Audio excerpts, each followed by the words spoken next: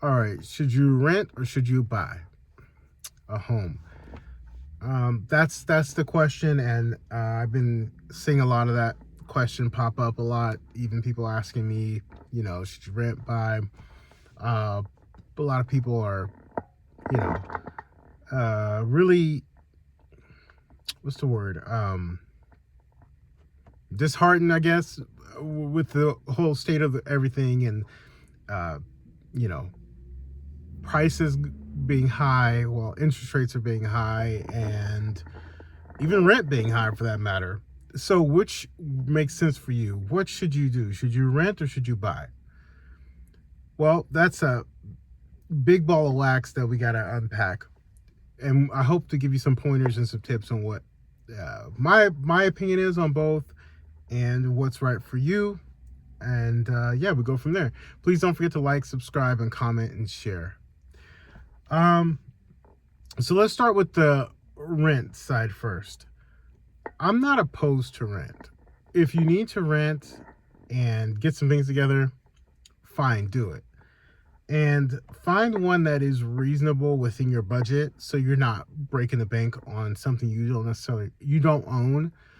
I like the idea of renting because you don't deal with the maintenance issues that come up. You don't have to deal with, you know, if something big happens, your roof or whatever, that's not something that you have to worry about. It takes the worry out of owning a home. You just write the check every month, kind of done. Put in your work order, maintenance request. Hopefully you have a good landlord that is able to come and respond in a timely fashion, and they take care of the property, and you do your part, they do their part. Match made in heaven. What I will encourage everyone, if you are renting, make sure you have renter's insurance, and make sure that you really sit down and think about, if I lost everything in a fire, flood, whatever, what would that number cost me to replace? It's not an insurance video, not an insurance broker. I just want to put that out there. I have had things happen in the past, and having renter's insurance is a very good thing, and it shouldn't be that expensive. But at any rate, so there's a lot of pros to renting if you don't plan on staying in the area that you're in for a very long time. Let's just say you have kids and you're not in the best of school districts or something like that. Well, you don't want to buy, right? You want to go rent, and then once you find a place in their school district, then go ahead and rent that or move to that place. I wouldn't, rent anywhere, and I wouldn't, lock myself in too long. And then the other thing is, you gotta know where you're at in life, And if you're at the point where you want to make a low hassle life, I would definitely encourage you to rent. A lot of pros: you're more mobile. It's not a heavy commitment. So that's my take on that. And just to caveat here, I'm doing both. I am owning and renting. Renting right now, if most of you do not know, I recently moved to Atlanta. I've been here for about a year, but I decided it doesn't make sense to buy anything right now, especially with, just with the expensive move and all that other stuff. Had a lot of expenses settling in, trying to get familiar with the area, change over everything. You don't realize how much goes into moving until you actually move, and you're like, whoa. And then the bigger the move, just the more things involved. So I decided to take a couple years off and let me get my bearings, and then we can go from there. So I'm not against renting whatsoever. Let's talk about buying a home. Now, buying a home, you have to know what you're signing up for, right? And most people will say, or there's a debate that owning a home is not an investment, it's a liability, or it's not an asset, it's a liability, yada, yada. A lot of that stems from the book Rich Dad Poor Dad, where he talks about, assets versus liabilities, and you put your home in the liability category because it doesn't produce anything every month. You're just paying your mortgage down, but that is on your back, so to speak. Like, you don't have a tenant in there paying it for you. So you put it in the liability category because it's just taking, not necessarily adding. Now, studies have shown, and you can look this up, this is not new, over a long period of time, buying a home is the better option because it's a fixed uh, payment, right? You don't have to worry about rent increases, and you know what there's no surprises, right? You may get a little bumps here and there from taxes, maybe have to readjust your escrow balances and stuff like that. So there, and then of course the big one, maintenance. A lot of new first-time home buyers, that's something that no one really talks about. And I like to give people an example. Like if you were to buy, and this isn't necessarily you're buying a luxury home, but even your starter home, if you're buying a luxury car and you was like, oh, this is nothing, I can afford the payments every month, I can afford the new insurance rate every month, I'm good, I can afford to put gas in the car. Okay, that's fine. But the moment the car needs brakes, it needs, new tires or whatever, any maintenance, things like that, that's an expense that you just, oh, I didn't think about that. And then now you're stuck with a big bill. Homes are the same way. You have a furnace that goes out. I can attest to that firsthand in one of my properties. I had one of my units, the furnace went down, it cost me $1,800. Neither here nor there. You have a furnace that goes out, you need new roof, you need new windows, siding, paint, just to clean up landscaping, all of those things. Like there's a cost associated with that. So you want to be careful that you don't get in over your head, meaning like you don't buy too much house, where you have a lot of systems in place and a lot of things can go wrong at any given time, and then boom, you're broke.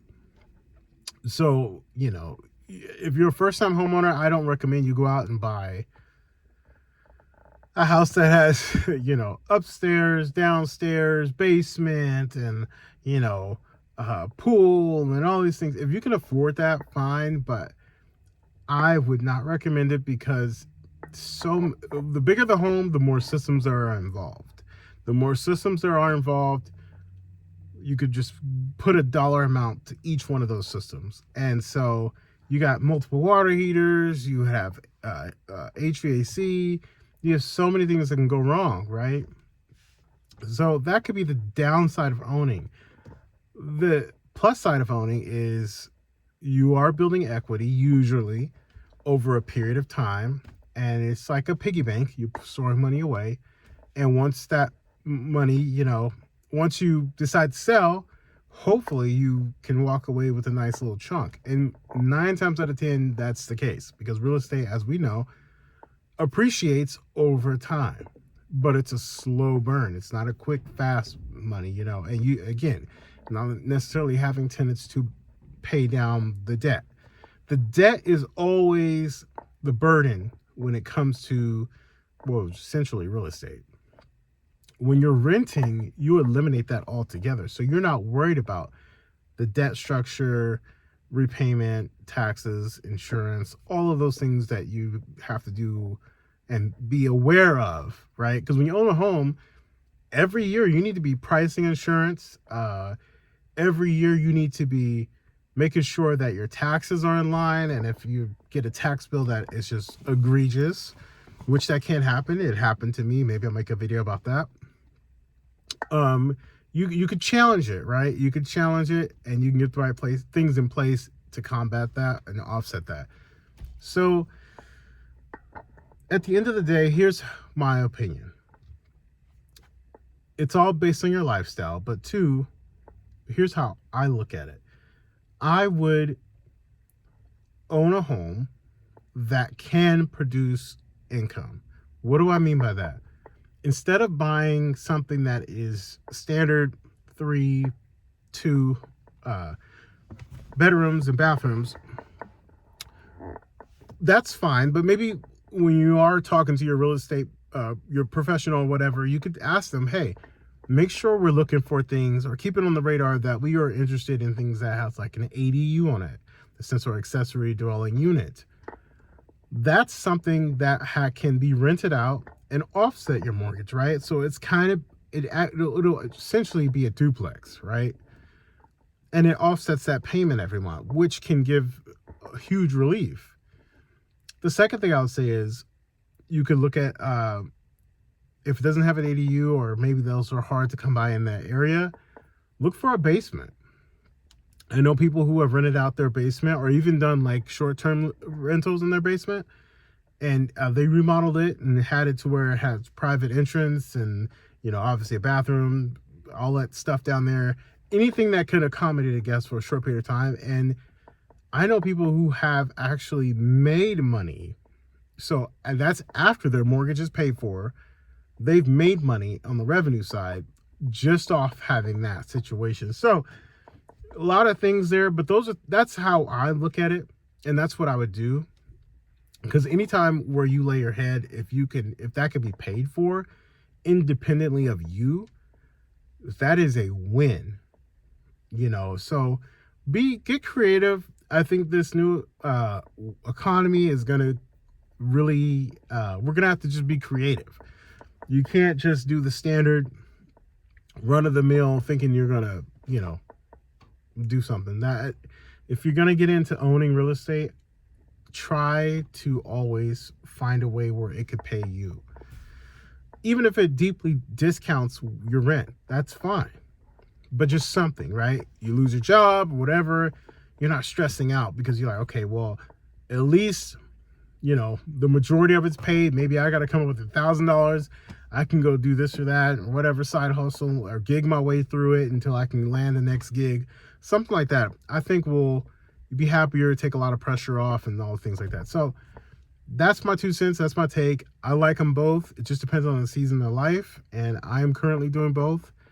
And there you have it. So hopefully that was helpful to you and provided some more context to the question of whether you should rent or buy. Take care. Till next time. See you later.